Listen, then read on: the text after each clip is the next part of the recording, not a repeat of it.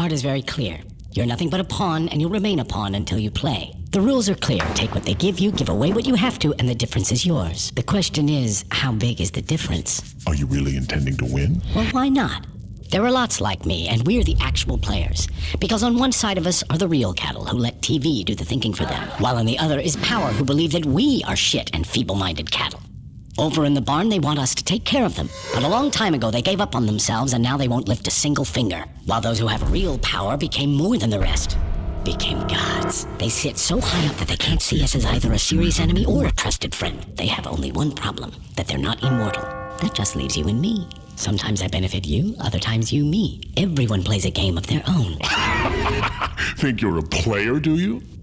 I play like the great ones. Take the authorities. Quite unceremonious, but they do have a few lively plays up their sleeves for the people. Every couple of months, they let them blow off steam. Elections, Black Friday, a new auto plant, the latest installment of Star Wars, the Super Bowl. And the people just gobble it up. But when people have holes in their pockets and nothing to eat, who's responsible for that? So now, without their beer and football, they need a sacrifice. And you can be certain that power will provide them with a patsy. And it'll be us, understand? So that is the game. Here are people who don't care about themselves, and here's authority that doesn't care about them either. And here we are in the middle, who sort of owe something, but what and to whom? It's not clear. How pure and simple. You're more naive than you look. But you're right in that we are like butter that is spread between a thin layer of caviar and moldy bread, which reminds me of a fairy tale. Once there lived a poor wolf, and nearby lived a very powerful and rich fox. They grew up together, were in the same class at school, but now they're in different social classes. The fox's life was like a fairy tale. One day the wolf came to him and said, "Teach me to do it. I'm tired of my life and I want to play with the big boys. I want to live like you. Tell me what to do." The fox answered, "Don't sweat it. I'll fix up a place for you. You'll have a cushy job. You'll sit in a chair, quietly catch fish, by the rules. Don't fuss, take a lot here, a little there, anything will do." So the wolf nervously looked around and saw that everyone was doing the same thing. And soon, it was all working. He caught big fish and little ones. One day, the fox came to get his share of fish, but the wolf said to him, "Sorry, brother, this fish is stuck to my tail." So the fox went and unstuck it. He cut the wolf's tail off and unstuck the fish. Good thing the wolf wasn't using his for bait. That's what happens when you play by someone else's rules. Why are you telling me your tale's here? If you're so smart, then maybe you know a way out. The way out, my colleague, is through the entrance. It's time to get out of this game. Look, yeah, we have money, and what good does it do? There is nothing for us to do in this country. The number of alcoholics and morons is larger than the whole population. It's all polluted, education doesn't exist, and that new auto plant? It's not real. There's no other way than to leave and wipe this nightmare from our brains. To leave? And who's going to let you do this? You'll never forget this nightmare because it won't ever let you wake up.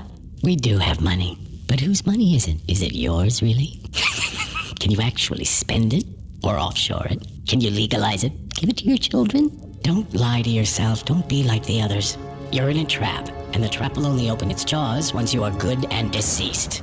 We can buy our way out of a criminal suit, maybe a nice mansion, a few cars, expensive tutors for the kids, but that's about it. See, you're like a hamster on a wheel, no freedom to be seen while the system rolls right on. Why don't I tell you a fairy tale, my special friend? Once there lived a smart guy like you. He found a job, settled in, and slowly rolled along with his life. Then he looked around and rolled a bit faster. He was allocated a budget and he administered it wisely, and by the rules, he got his cut. You know what I mean? Why would you ever build a fence for $1 million when it can be done for so much more? So he rolled on like this. The books looked good. Sometimes they didn't quite balance, but mostly it was a well-oiled machine. He'd give a taste to get off in court, give a taste to avoid an audit, he'd give a taste to whomever caught him and get away. But came the day he decided, enough. I've made enough for myself and my kids. No more risk. Everything can change. I'm leaving the game. Quietly. I need to move my money out and leave. I got away from Grandma. I got away from Grandpa. I got away from the traffic cop, the prosecutor, and the tax police. And I can get away from you, Mr. Fox. And what? What? Just letting him go would have been a total loss for the fox. Nobody leaves. The fox hates feisty people. To those who want to leave, he gives a very tough time. Bounces them from the tax police to the DA to court, bleeds them dry and tosses them in jail. You asked for it, gingerbread man. Why are you silent? Hello? Are you even here? Leave him alone. He looks like He's asleep. What can I say? You seem to be making some good points, so I didn't chime in. So what do you want? To win? Or not to lose? Not to lose. It doesn't matter. How is it possible to win or lose in a game where the rules are constantly changing, but are never changed by you? I want to tell you a story too. There once was a turnip that grew very, very big. They started tugging it in different directions, but just couldn't pull it out. The turnip creaks, but it won't come out. Then one smartass said, why don't we just grab the turnip together and pull it in the same direction? They grabbed it, pulled really hard, and pulled out the turnip.